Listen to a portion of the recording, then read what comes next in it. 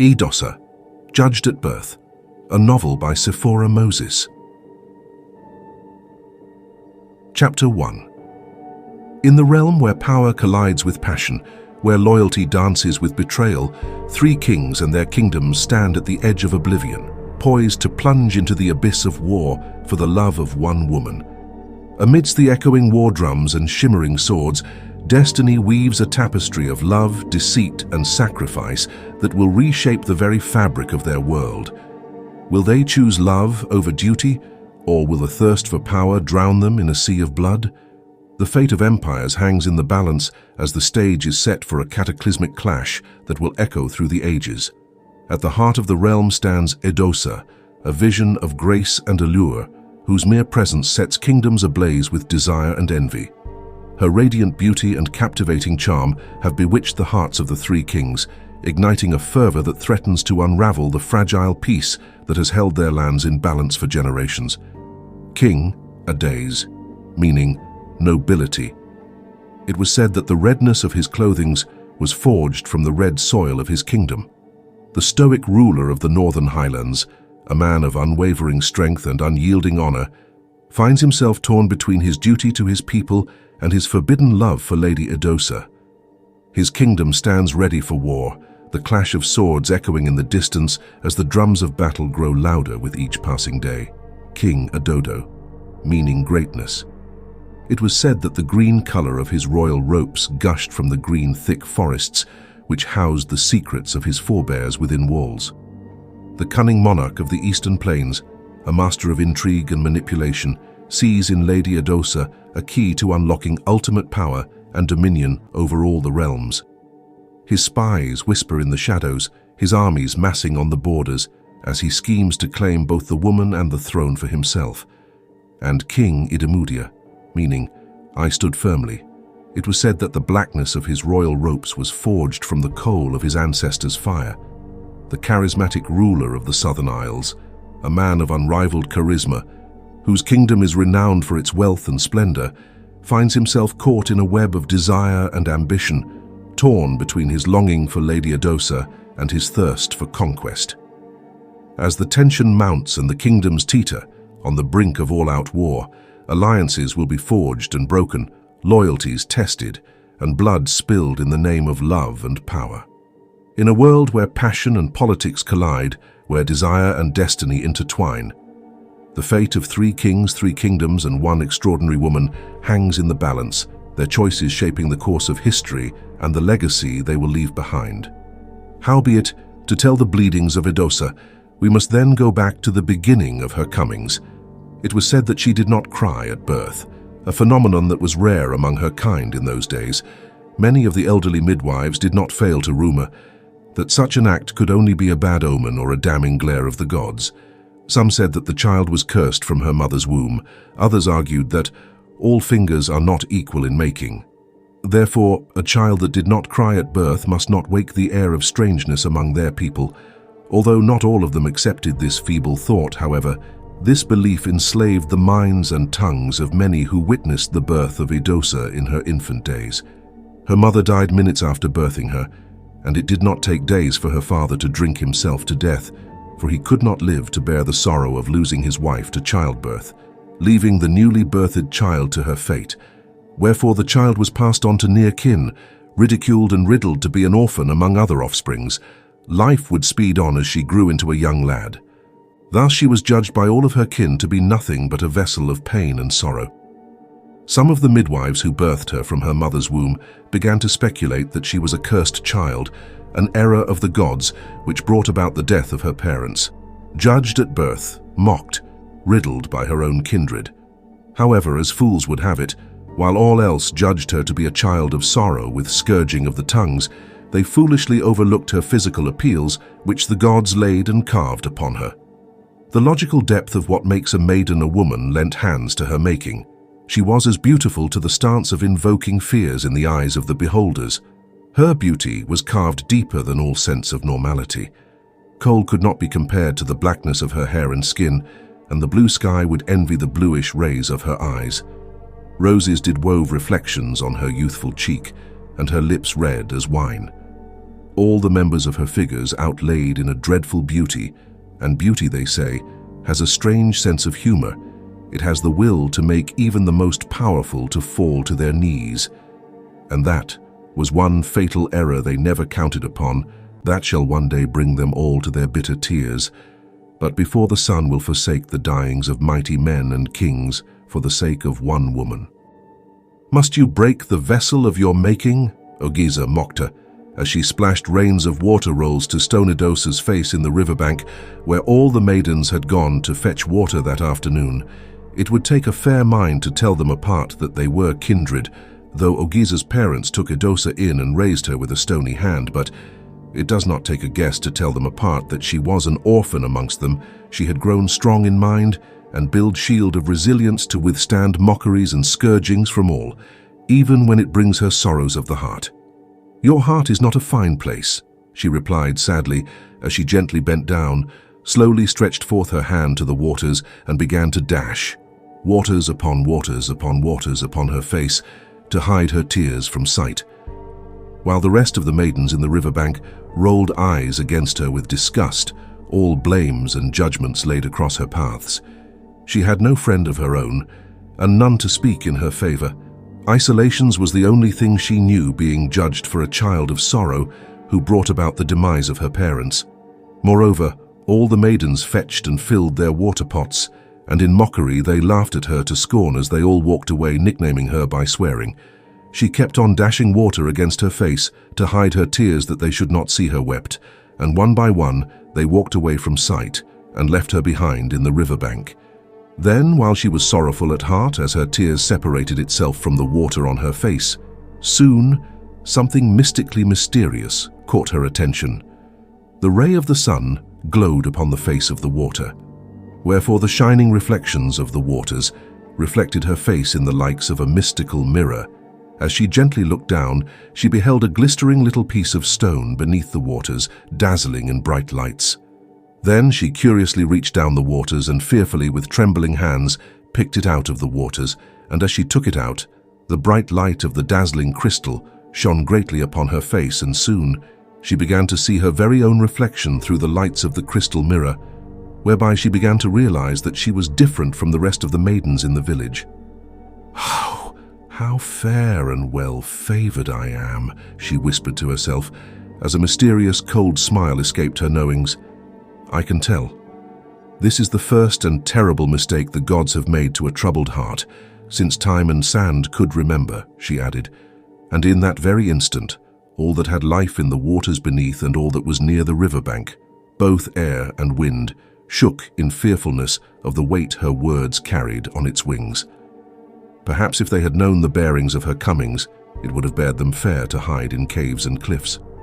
In the quaint village of Edomudia, as the golden hues of dusk caressed the cobblestone streets, a group of village girls gathered near the old oak tree at the edge of town.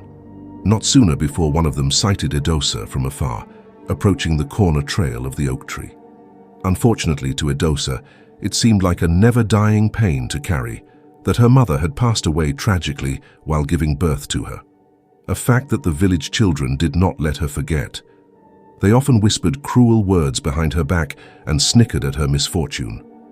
On this particular evening, as Edosa walked past the group of girls on her way home from the nearby cottage where she was sent to fetch a handful of herbs and kola nuts, their demeaning laughter filled the air like shards of glass tearing through her fragile heart. She tried to hurry past them, her eyes cast down to avoid their piercing gazes. "Look at her," whispered Clara, a raven-haired girl with a mischievous glint in her eyes, nudging her friend Amina. "She's nothing but a burden on this village, a motherless wretch with no one to claim her." Amelia giggled, her voice dripping with disdain. "I heard her mother died the day she was born. Imagine the curse she must carry, poor thing. No wonder she's so cursed and pitiful." The other girls joined in the cruel jest, their words like arrows piercing Edosa's fragile heart. Tears welled in her eyes, waging a silent war against the ache in her soul. She longed to scream, to rail against the injustice of their mockery, but her voice remained imprisoned by the chains of grief and loneliness. Silent tears cascaded down Edosa's cheeks, their salty trails tracing the contours of her pain. She turned away from the harsh light of their jeers, seeking solace in the shadows of a weeping willow that stood sentinel by the way. Its branches, like mournful tendrils, offered her a sanctuary where she could cradle her sorrow without fear of scorn. In that fleeting moment, she called to remembrance how the village girls continued their cruel taunts.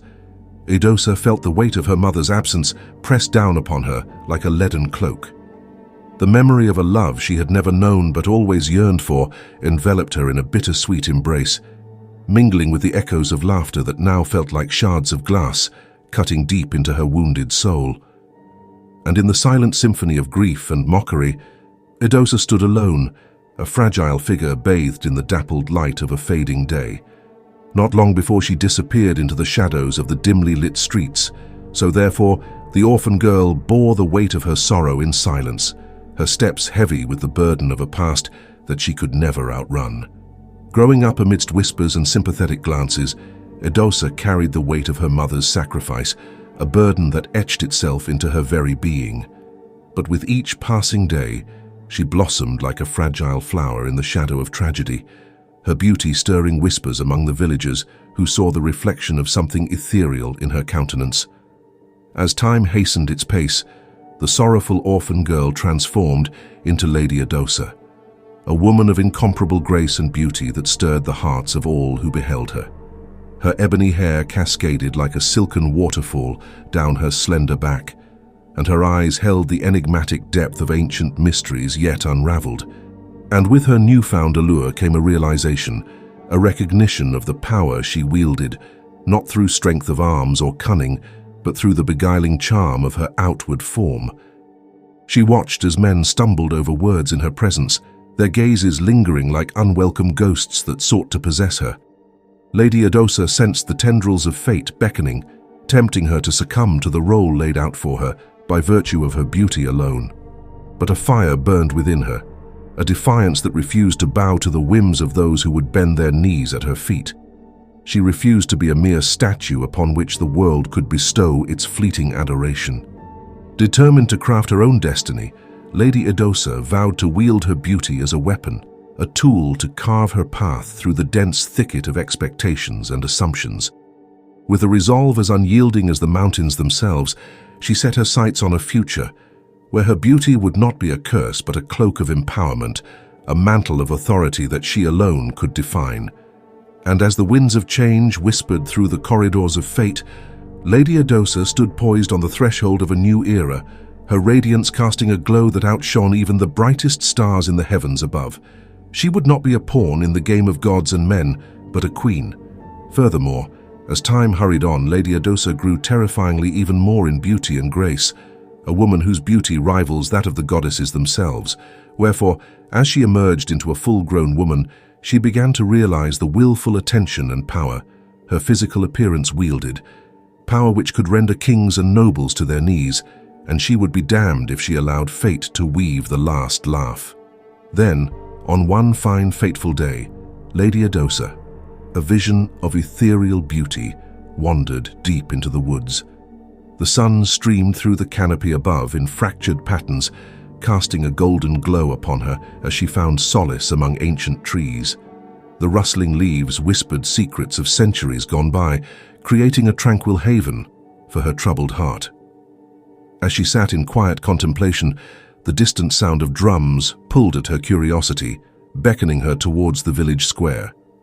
Uninvited but drawn by the joyous melody, Edosa reluctantly left her sanctuary in the woods to seek out the source of the jubilant celebration. Unbeknownst to her, within the bustling crowd lurked a king in disguise, and as fate would have it, in the midst of the cheering crowd. Suddenly the king's keen eyes swept across and rested on the mysterious beauty known as Edosa. As she meandered through the crowd, her eyes also caught a glimpse of a pair of deep, enigmatic eyes that seemed to see into her very soul. Time stood still in that moment of fleeting connection as they locked gazes across the lively square. A surge of inexplicable warmth flooded her being, enveloping her in a cocoon of raw emotion, as if the universe itself conspired to unite their spirits. It was in that instant that their intertwined destinies were sealed, a silent pact binding their souls together in an invisible thread of love that transcended time and circumstance. The king, hidden in plain sight, who cloaked himself as a poor farmer amongst the commoners so that none could recognize him, felt his heart stir with a passion he had never known, captivated by the radiant presence of Edosa. Soon, without wasting a thought or a blink, he slowly walked through the crowd to reach her. He stretched forth his hand and nobly took her by the hand, and with a bow, he kissed her hand almost with a bending kneel. "I am Edosa, a farmer, in the east part of the land." He lied with the warmth of smile on his face. However, Lady Edosa's eyes had already swept through his nails and hair, and she knew from the start that he was lying. Such a man, so handsome and neat, could only be a fisherman, because fishermen's hands are always neat and clean. Their hands are always in waters. They dip hands in waters, too often, catching fishes. She thought to herself, "You are lying." She giggled as quick blushes flooded her beautiful cheeks. "How can you tell, my lady?" he replied with a soft smile. She was just too graceful and beautiful for him to believe.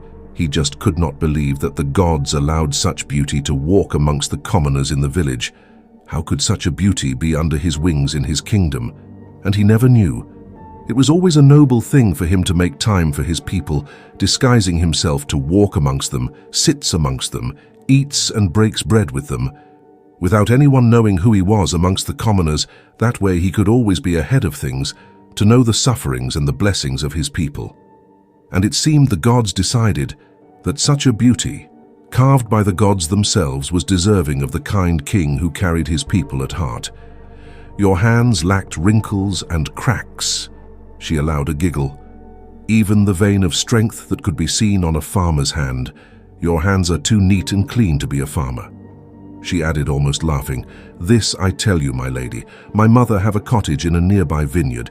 Give me the honor to know your name, and I shall tell you the truth there," he said, crossing his heart in hopes, as he quickly said a word of prayer in silent.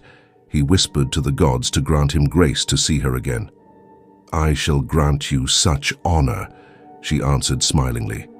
In her mind, she just thought that he could only be a fisherman who was very noble in character. Little did she know that her destiny was about to change forever in the most unthinkable way. As times hurried on, in the heart of the lush vineyard, where the sweet scent of ripened grapes hung in the air and the gentle rustle of leaves provided a serene backdrop, King Edosa and Edosa found themselves in their secret haven, a modest cottage that served as their clandestine meeting place. They met there on several occasions as their bond grew deeper and deeper, inwoven. Moreover, as they settled on a worn wooden bench outside the humble abode, the late afternoon sun painted the sky in hues of gold and amber, casting a warm glow over the scene. Edosa stole a glance at Edosa, her eyes filled with an unmistakable warmth that stirred his heart. "Edosa," he began, his voice tinged with a hint of nervousness, "there is something I must tell you." Edosa turned to him, her expression a curious mix of anticipation and trepidation. "What is it, Edosa? You seem troubled." Taking a deep breath, Edosa reached for Edosa's hand, his eyes locking with hers. I am not who you think I am. I am not just a simple farmer. I am..." He hesitated, the weight of his revelation heavy on his shoulders. Edosa's brow furrowed in confusion, her gaze searching his face for answers. "Edosa, what do you mean? Who are you?" With a resolve that belied his inner turmoil, Edosa spoke, his words carrying the weight of truth. "I am Edosa, king of this realm. I disguised myself as a commoner to win your heart, not as a king, but as a man who cherishes you above all else." Silence enveloped them, the revelation hanging in the air like a fragile thread waiting to be acknowledged. Edosa's eyes widened in disbelief, a whirlwind of emotions playing across her features. After a moment that seemed to stretch into eternity, she spoke, her voice barely above a whisper. "A king? You are a king." Edosa nodded, his gaze unwavering. "Yes, but more importantly, I am a man who loves you deeply, Edosa. Will you still have me, knowing the truth of who I am?" Tears shimmered in Edosa's eyes as she reached for Edosa's face, her touch gentle, yet filled with unspoken emotions. "Edosa, Whether you are a farmer or a king, you are the man I love, she said with a soft voice. But halfway through she had a flash of memory. Her mind ruched back to the day she found that mystical crystal stone underwater. She remembered how she crossed paths with an old woman on her way home. The old woman exchanged tender greetings with her as she was plucking herbs in the nearby bushes. "Dear one, take courage now. There is always a reason for everything. The gods do not forsake the tears of the motherless. Take courage, dear one, take courage. For you shall dine in the tables of kings and nobles," she said mysteriously with a steady voice. While young Edosa stood wondering before the strange old woman, she was undoubtedly the only soul who had ever said a word of kindness to grace her ears, and since that day, Edosa would pay her visits, and most of the time, she would run to her with tears rolling down her eyes and hide in the old woman's hut, away from the pain that was clustering her path. Therefore, upon hearing Adazi say these words of revelations to her, her mind wondered in silence if the crystal stone had any bearing on her fate. Meanwhile, Edosa found herself torn between happiness and confusion, with her eyes wide with disbelief as she beheld the transformation before her. The man who had just moments ago been toiling in the earth with her as a commoner was now revealed to be no ordinary farmer nor a fisherman. His stance had shifted imperceptibly, his bearing regal and commanding as he straightened his back and met her gaze with eyes that held a depth of wisdom she had never before encountered in a commoner. A gasp escaped her lips, a mix of astonishment and joy filling her heart to the brim. Her pulse quickened with the thrill of this unexpected revelation, the realization that the humble man before her was, in fact, a king in disguise. A surge of elation threatened to sweep her away, to carry her on wings of delight back to her small village, where she would share this incredible news with anyone who would listen. But then, like a sudden dark cloud obscuring the sun, a different memory intruded upon her thoughts. The shadow of Ogisa's mother loomed large in her mind, her features twisted by cruelty and malice. The incident from years past rose unbidden, unearthing buried pain and igniting a flame of anger and bitterness within Edosa's heart. It was a day etched in her memory with the sharpness of a knife blade. The sun had beaten down mercilessly on the village, casting long shadows on the dusty earth. Edosa had lingered too long at the riverbank, losing track of time while fetching water. When she returned, panting and weary, Ogitsa's mother had been waiting, her eyes flashing with a fierce light that sent a shiver down Edosa's spine. Without a word, she had pronounced judgment upon the young girl, her voice a whip crack in the still air. "Kneel," she had commanded, her tone brooking no argument. Edosa had obeyed, sinking to her knees on the unforgiving ground on Ants Hill that fierce afternoon, the Ants Hill a mound of tiny fury beneath her. The insects had swarmed over her skin, their mandibles sharp as needles as they bit and stung with relentless fervor. Edosa's hands had trembled with the effort of holding them at bay, tears of pain and humiliation streaking her dirt-streaked cheeks. Ogisa's mother had watched, her lips curved, as she enjoyed every bit of her suffering. Her pain seemed to invoke malicious joy in her. And as young Edosa suffered the agonizing fury of the ants under the sun, she dared to ask with tears rolling down her eyes, "Why do you hate me this much, Mother? I have told you many times not to call me Mother. I am not your mother. You sent your mother to the land of the dead. Shall I now remind you of it?" She spat on the ground in anger, where Edosa kneeled on the Ants Hill. Then young Edosa ceased her tongue from asking any more questions, enduring the biting of the ants all over her body. After a short moment, she walked close to her with a cold look on her face. She bent down as though she wanted Edosa to hear every word of her confession, so that she may carry the weight of her words, even if it means it cuts her heart to pieces. Then, she began, "I shall tell you why my heart never would welcome your presence, not because you desire to know it, but because I find great joy seeing you suffer." She smiled wickedly as she continued, "You see, your mother stole from me once.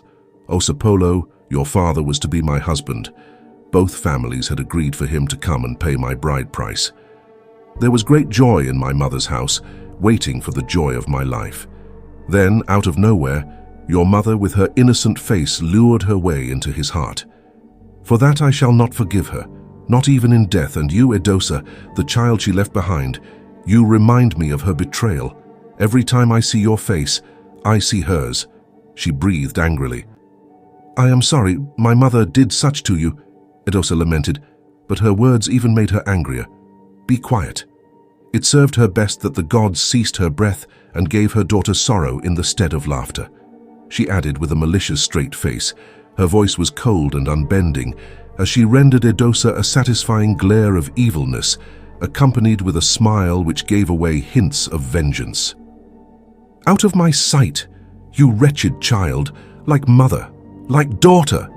she yelled, as Edosa finally got up from the ants' hill and ran to the riverbanks with tears to wash ants off her bleeding body, for all her body had swelling up and bleeding from the bites of ants.